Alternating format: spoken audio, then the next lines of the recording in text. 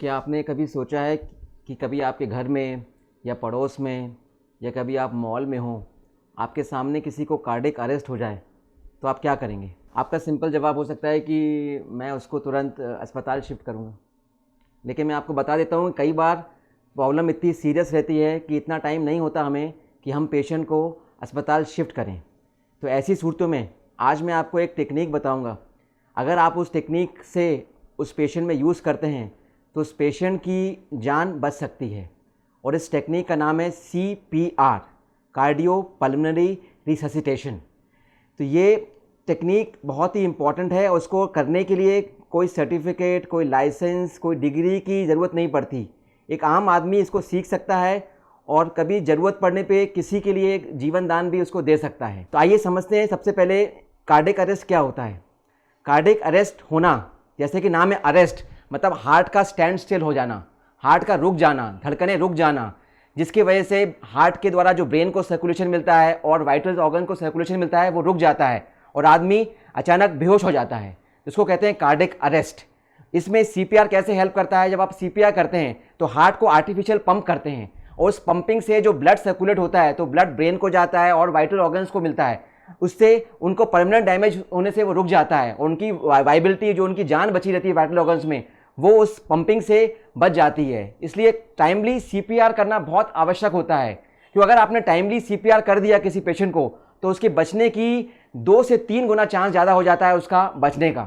CPR के 3 part होते हैं। Number 1 check for responsiveness, number 2 call for help and number 3 compression. तो सबसे पहले चेक फॉर रिस्पॉन्सिवनेस कैसे चेक करेंगे? मरीज़ के करीब जाएंगे, उससे पूछेंगे भाई साहब आप ठीक हैं? उसके चेस्ट को दबाएंगे, उसका रिस्पॉन्स देखेंगे कहीं कुछ हाथ पैर हिल रहे हैं कि नहीं। कैरोटिड पल्स चेक करेंगे। अगर आपने तीनों चीज चेक कर ली, कोई रिस्पॉन्सिव नहीं है, मतलब this is a case of cardiac arrest. Number 2 आता है कॉल फॉर हेल्प। आपको जो भी आपके करीब है उसको डायरेक्ट बोलना है, भैया पेशेंट को कार्डिक अरेस्ट हो गया है, एम्बुलेंस बुलाइए, 108 को बुलाइए। This is call for help. And number 3 part है कंप्रेशन। अब this is very important, CPR।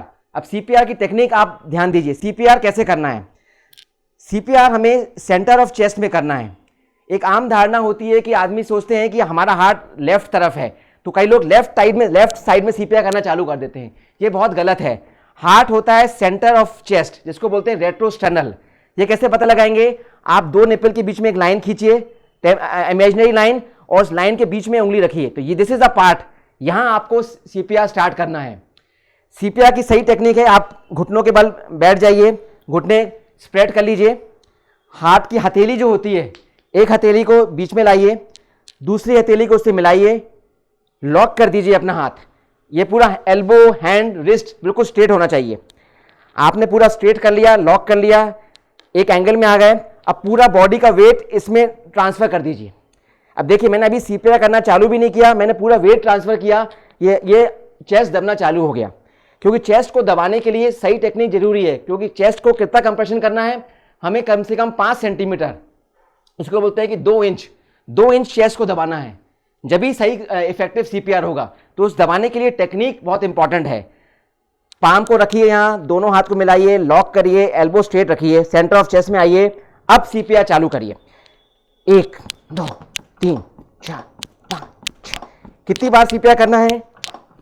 आपको 30 बार लगातार करना है CPR, और ऑन एन एवरेज आपको कम से कम 100 कंप्रेशन देना है 1 मिनट में, मतलब 60 सेकंड में 100 से 120 कंप्रेशन देना है, और लगातार एटलीस्ट 30 बार इसको कंप्रेस करना है। मैं आपको फिर से करके दिखाऊंगा।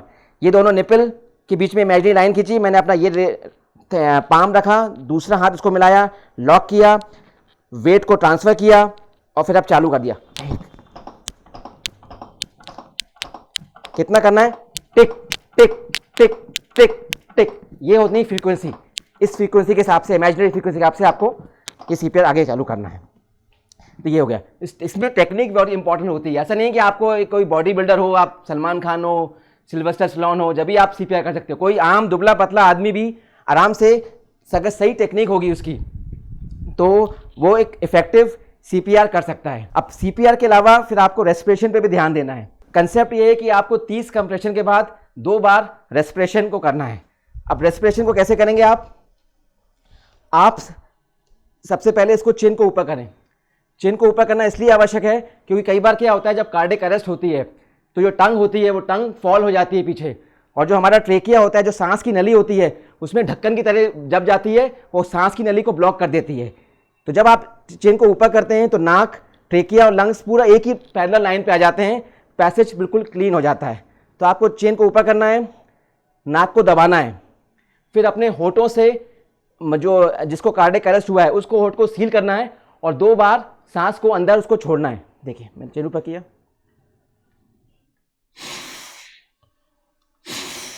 अब आपने देखा होगा कि चेस्ट फूलना चालू हो गया। तो ये 30 कंप्रेशन करना है और 2 बार रेस्पिरेशन देना है, ये होना चाहिए फ्रीक्वेंसी। लेकिन कई बार देखा गया है कि कई बार माउथ टू माउथ रेस्पिरेशन देना प्रैक्टिकली पॉसिबल नहीं होता। तो आजकल नया कंसेप्ट आया है, इसको बोलते हैं कंप्रेशन ओनली सीपीआर। मतलब अगर आप कंप्रेशन अलोन ही करेंगे तो भी वो काफ़ी लाभदायक होता है। तो इसलिए कहते हैं compression only CPR is equally effective. तो कंप्रेशन में कम से कम आपको 100 से 120 कंप्रेशन लगातार करना है 1 मिनट में। अच्छा, अब कब कंप्रेशन कर तो लिया आपने, अब कब रुकना है? अब आपको रुकना है 3 शर्तों में रुकना है। एक तो आप सीपीआर करते जा रहे हो, आप खुद थक गए। अगर आप खुद थक गए तो अपनी सेफ्टी पहले देना है, हीरो नहीं बनना है कि आप करते गए खुद ही बेहोश हो गए, ये तो ध्यान रखना, नंबर 1। नंबर 2, आपने सीपीआर चालू कर दिया, मान लो एम्बुलेंस आ गई, डॉक्टर लोग आ गए, तो ठीक है, आपका काम खत्म, आपने उनको दे दिया, अब आगे वो करेंगे, आपका काम खत्म।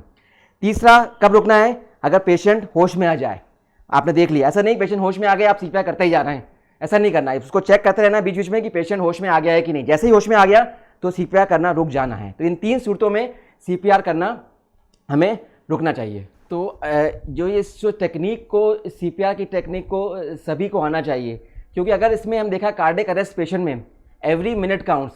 अगर आप 1 मिनट की डिले करते हैं तो पेशेंट का सर्वाइवल 10% कम हो जाता है। मतलब आपने 10 मिनट डिले किया सीपीआर करने में तो मतलब survival is almost 0। That is why timing is very important. सभी आम आदमी को, मैं तो कह रहा हूँ हर एक आदमी को सीपीआर टेक्निक आना चाहिए, क्योंकि ये पता नहीं कह के नहीं होता कब के सामने किसी को कार्डियक अरेस्ट हो जाए। और अगर आपको ये टेक्निक आती है तो हो सकता है कि आप उसको जीवन दान दे सकें, और जीवन दान से बड़ा दान कुछ भी नहीं होता। तो मैं डॉक्टर पंकज मनोरिया, हृदय रोग विशेषज्ञ, मनोरिया हार्ट हॉस्पिटल भोपाल हूँ।